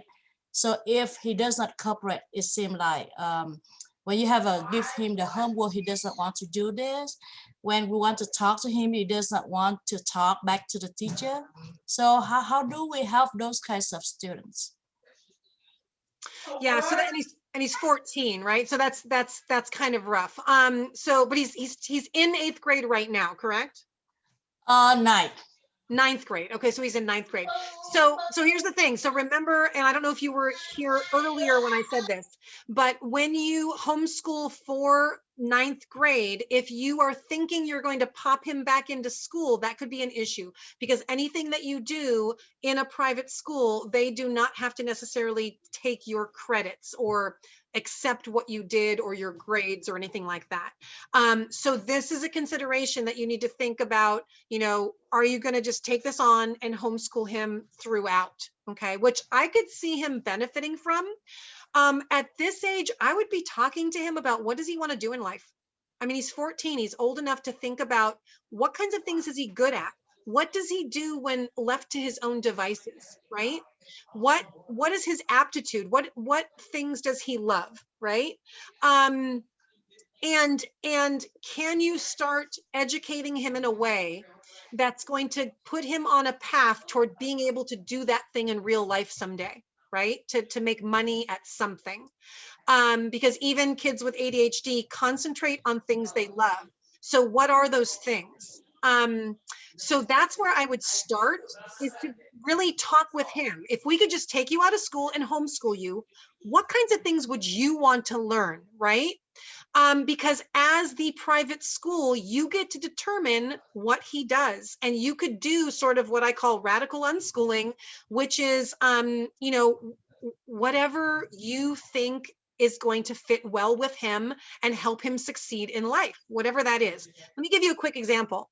I know a family who homeschools, and they run a nonprofit called Heirs to Our Oceans, right? HEIRS, right? Heirs to Our Oceans. And it's all about getting plastic out of the oceans. And they were interviewed for a podcast and asked, what do you guys do for homeschooling? And they said, well, we run the nonprofit, right? So they keep track of plastic patches in the ocean.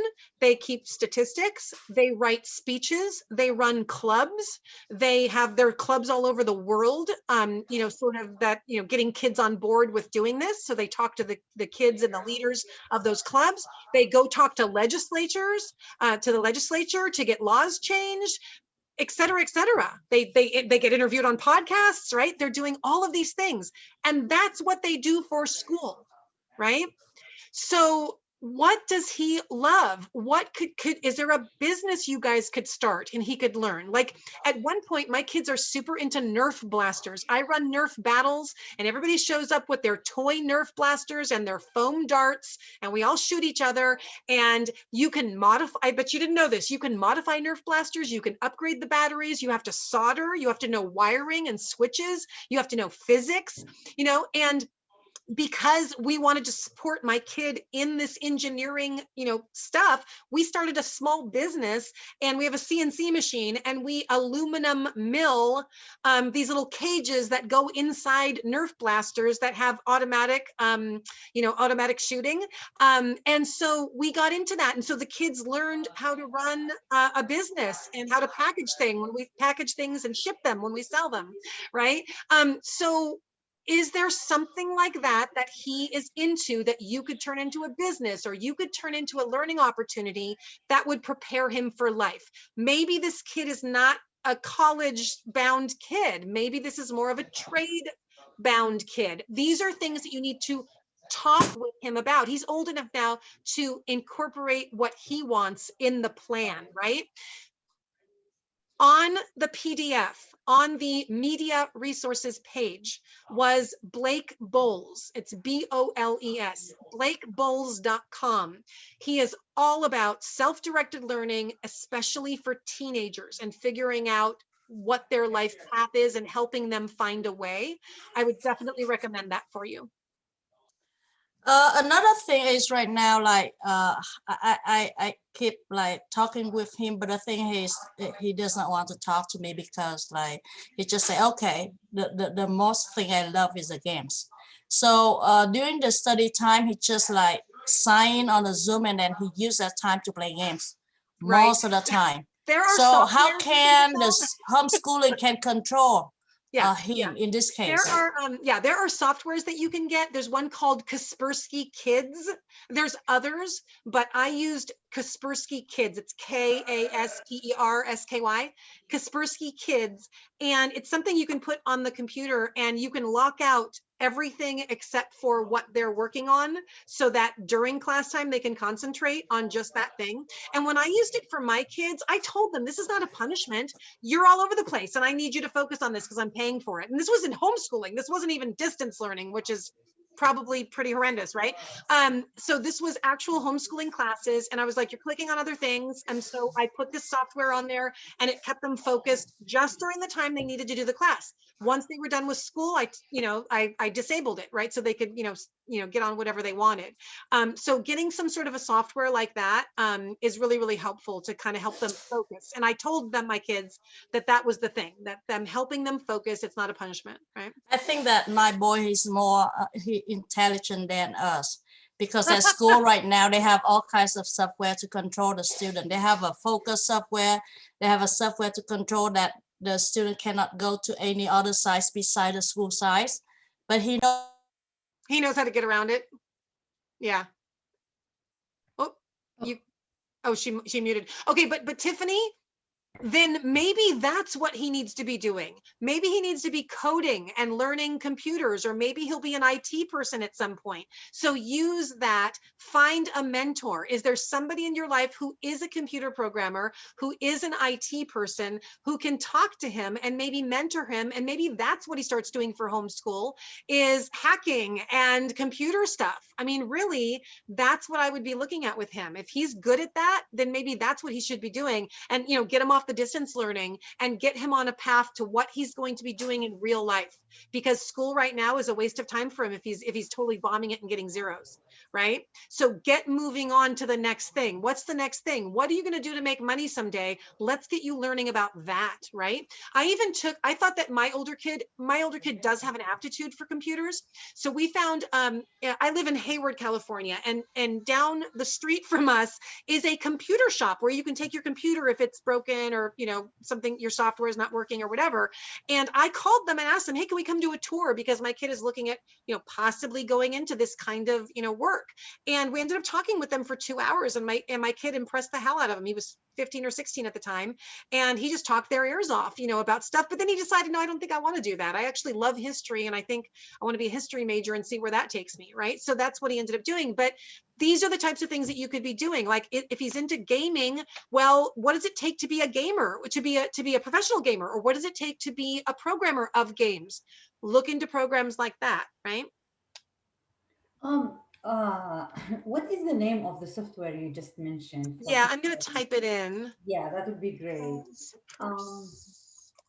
I guess I'm gonna go over a couple of maybe 2 more questions from the Guys, maybe just 2 more and then we'll wrap it up then, Hadil. Sure. Thank you, Jamie. You bet. So one of the questions I see here is, I have a special needs son who has no awareness and is very high risk since he mouths everything, and they cannot send him to school anymore because of COVID. He needs one-on-one. How is that accommodated in homeschooling? Yeah. Well, I mean, it's up to you, right? So it is the parent who's working with them. But again, as much as possible with a kid like that, I would do real life hands-on stuff as much as possible. Keep them busy, you know, and physical things, right? So all of that real life list, I would be totally utilizing as much of that as possible, and keep things short, you know, short. And you know, that's a lot of work for the parent. It really is. So you're taking that on. I mean, but it's either you doing it or it's somebody who doesn't love your kid doing it, right?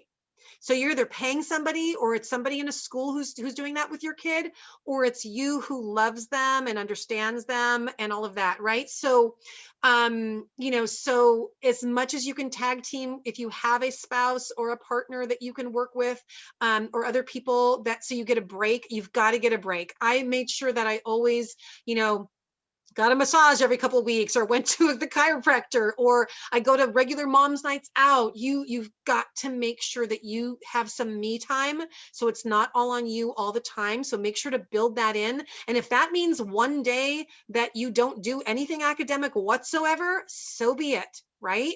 You have lots of flexibility, and you got to take care of you. And, you know, I think we also all have to remember that we're in the middle of a pandemic. Right? This is stressful. This is hard. Everybody's got a different level of hard, right? Everybody's missing out on stuff. Everybody's missing out on friends. Teenagers are missing out on girlfriends and boyfriends. You know, older people are missing out on the last few years of their life. We have so many people that are so stressed in so many ways that, you know, that I really want everybody to make sure they try to take care of themselves first as much as possible. And like I said, if that means you need to let some things go and let the laundry go today, do that. Okay. Take care of yourself, because it's hard. But homeschooling generally does mean that you're mostly doing stuff with your kids. You're taking control of that. You can outsource as much of it as you can, or you're able to, with support and help. But I mean, ultimately it is up to you. You're directing the education, you're in charge, and you kind of need to figure that out, and what works for you to be able to accomplish it. Last question I'm going to ask here. If a child with LD significantly below grade level, do you try to catch up?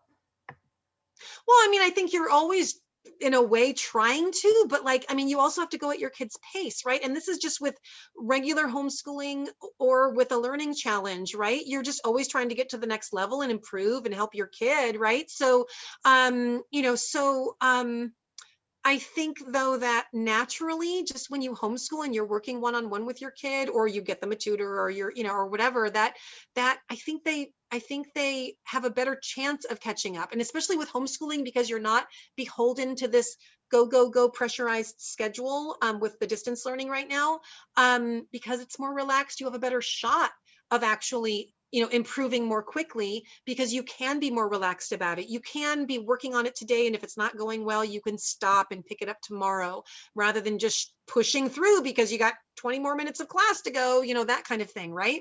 So that just naturally facilitates being able to quote unquote catch up or move ahead more quickly because of that flexibility, right? So I mean, in a way, you can let things go, which sounds like, well, but I'm letting things go, but not really, because you're letting things go in order to catch up in a way, right? If that makes kind of sense.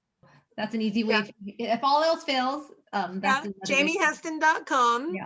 And my email is jamieheston@gmail.com, right? So that's really easy as well. If anybody needs to, reach out to me, you can go to my website as well. I do individual sort of coaching, counseling sessions with families to really, talk about their needs and their situation specifically and give them ideas. And it usually only takes an hour. I've seen consultants who do, packages and whatnot, but about an hour really is all it takes usually to get you launched and more confident to get started. Because most of it is just, you got to jump in the pool and swim. You got to start out with a few things, and then you got to see what works. It's really more up to you. But sometimes people need that extra hand holding, and I'm here for that if they need it.